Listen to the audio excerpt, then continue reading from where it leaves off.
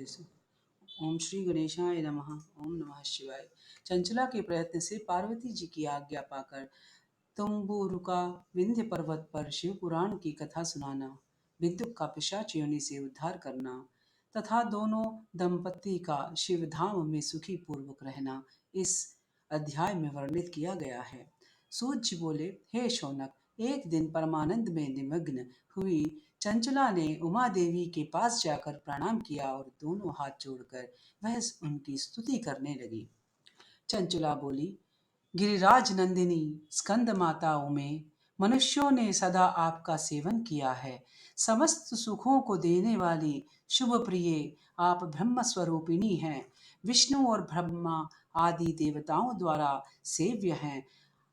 आप ही सगुणा और निर्गुणा हैं तथा आप ही सूक्ष्म सच्चिदानंद रूपिणी आद्या प्रकृति हैं। आप ही संसार की सृष्टि, पालन और संहार कारिणी हैं। तीनों गुणों का आश्रय भी आप ही हैं। ब्रह्मा, विष्णु और महेश्वर इन तीनों देवताओं का आवास स्थान तथा उनकी उत्तम प्रतिष्ठा करने वाली पराशक्ति आप ही हैं। सूत जी कहते हैं, हे शौनक, जिसे सद्गति प्राप्त हो चुकी थी वह चंचला इस प्रकार महेश्वरी उमा की स्तुति करके सिर झुकाए चुप हो गई। उसके नेत्रों में प्रेम के आंसू उमड़ आए थे। तब करुणा से भरी हुई शंकर प्रिया भक्त वत्सला पार्वती देवी ने चंचला को संबोधित करके बड़े प्रेम से इस प्रकार कहा, हे सखी चंचले सुंदरी, मैं तुम्हारी की हुई इस स्तुति से बहुत प्रसन्न हूँ। बोलो, क्या वर मांगती हो? तुम्हारे लिए मुझे कुछ भी अदेय नहीं है। चंचला बोली, निष्पाप गिरिराज कुमारी, मेरे पति बिंदु इस समय कहाँ हैं? उनकी कैसी गति हुई है यह मैं नहीं जानती। कल्याणमयी दीन वत्सले, मैं अपने उन पतिदेव से जिस प्रकार संयुक्त हो सकूं वैसा ही उपाय कीजिए। हे महेश्वरी महादेवी, मेरे पति एक शूद्र जातीय वैश्या के प्रति आसक्त थे और पाप में ही डूबे रहते थे। उनकी मृत्यु मुझसे पहले ही हो गई थी। न जाने वे किस गति को प्राप्त हुए। गिरिजा बोली, हे बेटी, तुम्हारा बिंदु नाम वाला पति बड़ा पापी था। उसका अंतःकरण बड़ा ही दूषित था। वैश्या का उपभोग करने वाला वह महामूढ़ मरने के बाद नरक में पड़ा अगणित वर्षों तक नरक में नाना प्रकार के दुख भोग कर वह पापात्मा अपने शेष पाप को भोगने के लिए विंध्य पर्वत पर पिशाच हुआ है। इस समय वह पिशाच अवस्था में ही है और नाना प्रकार के क्लेश उठा रहा है। वह दुष्ट वहीं वायु पीकर रहता है और सदा सब प्रकार के कष्ट सहता है। सूत जी कहते हैं, हे शौनक, गौरी देवी की यह बात सुनकर उत्तम व्रत का पालन करने वाली चंचला उस समय पति के महान दुख से दुखी हो गई। फिर मन को स्थिर करके उस ब्राह्मण पुत्री ने व्यवस्थित हृदय से महेश्वरी को प्रणाम करके मन पुनः पूछा। चंचला बोली, महेश्वरी महादेवी, मुझ पर कृपा कीजिए और दूषित कर्म करने वाले मेरे उस दुष्ट पति का अब उद्धार कर दीजिए। देवी, उस बुद्धि वाले मेरे उस पापात्मा पति को किस उपाय से उत्तम गति प्राप्त हो सकती है, यह शीघ्र बताइए। आपको नमस्कार है। पार्वती माता ने कहा, तुम्हारी पति यदि शिव पुराण की पुण्यमयी उत्तम कथा सुने तो सारी दुर्गति को पार करके वह उत्तम गति का भागी हो सकता है। अमृत के समान मधुर अक्षरों से युक्त गौरी देवी का यह वचन आदर पूर्वक सुनकर चंचला ने हाथ जोड़कर मस्तक झुकाकर उन्हें बारंबार प्रणाम किया और अपने पति के समस्त पापों की शुद्धि तथा उत्तम गति की प्राप्ति के लिए पार्वती देवी से यह प्रार्थना की कि मेरे पति को शिव पुराण सुनाने की व्यवस्था होनी चाहिए।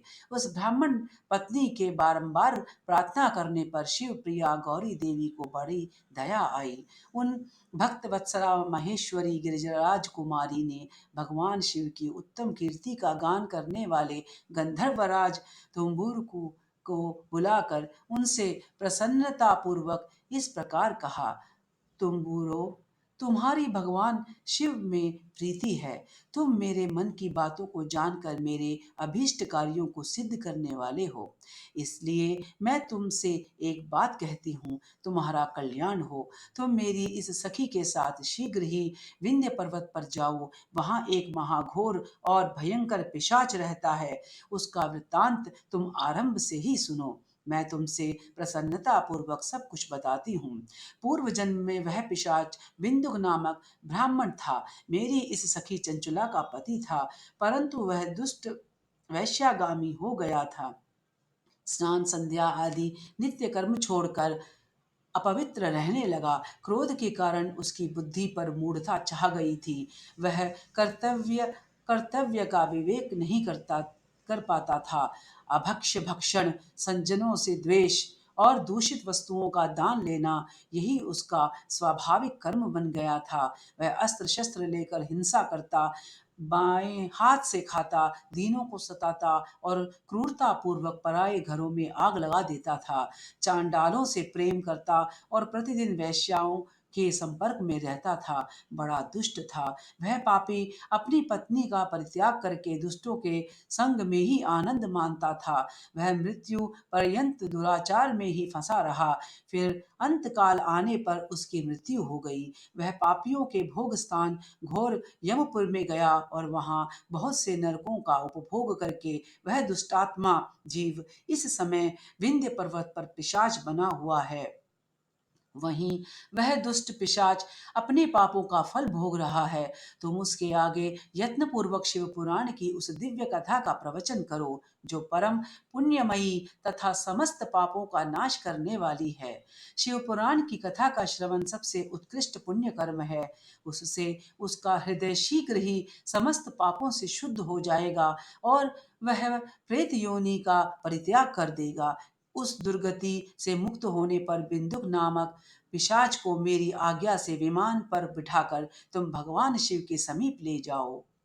सूत जी कहते हैं, हे शौनक, महेश्वरी उमा के इस प्रकार आदेश देने पर गंधर्वराज तुम्बुरु मन ही मन बड़े प्रसन्न हुए।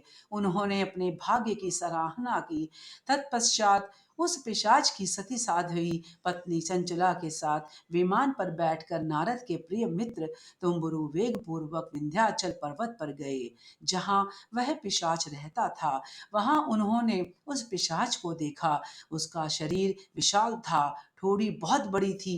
वह कभी हंसता, कभी रोता और कभी उछलता था। उसकी आकृति बड़ी विकराल थी। भगवान शिव की उत्तम कीर्ति का गान करने वाले महाबली तुम्बुरु ने उस अत्यंत भयंकर पिशाच को पाशों द्वारा बांध लिया। तदंतर तुम्बुरु ने शिव पुराण की कथा बांचने का निश्चय करके उस स्थान और मंडप आदि की रचना की। इतने में ही संपूर्ण लोकों में बड़े वेग से यह प्रचार हो गया कि देवी पार्वती की आज्ञा से एक पिशाच का उद्धार करने के उद्देश्य से शिव पुराण की उत्तम कथा सुनने के लिए तुम्बुरु विंध्य पर्वत पर गए हैं।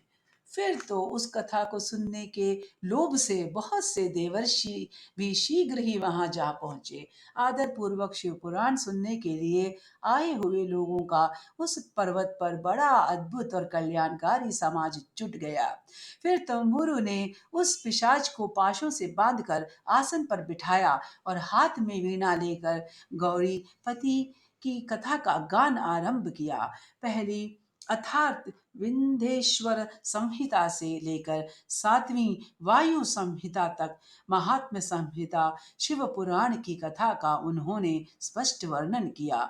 सातों संहिताओं सहित शिव पुराण का आदर पूर्वक श्रवण करके वे सभी श्रोता पूर्णतः कृतार्थ हो गए। उस परम पुण्यमय शिव पुराण को सुनकर उस पिशाच ने अपने सारे पापों को धोकर उस पैशाचिक शरीर को त्याग दिया।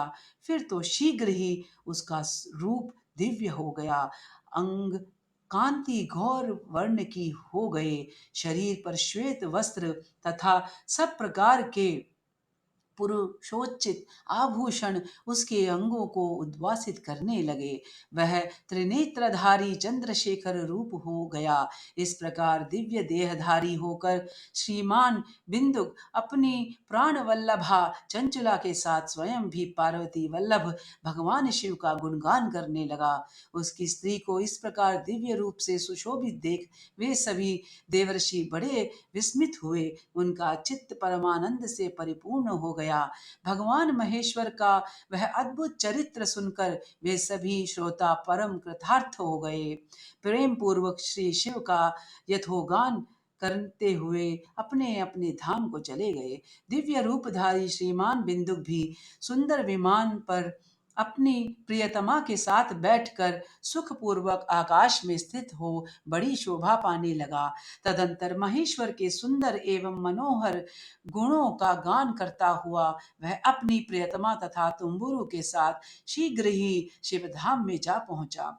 वहां भगवान महेश्वर तथा पार्वती देवी ने प्रसन्नता पूर्वक बिंदुक का बड़ा सत्कार किया और उसे अपना पार्षद बना लिया। उसकी पत्नी चंचला पार्वती जी की सखी हो गई। उस धनिपूत ज्योति स्वरूप परमानंदमय सनातन धाम में अविचल निवास पाकर वे दोनों दंपत्ति परम सुखी हो गए।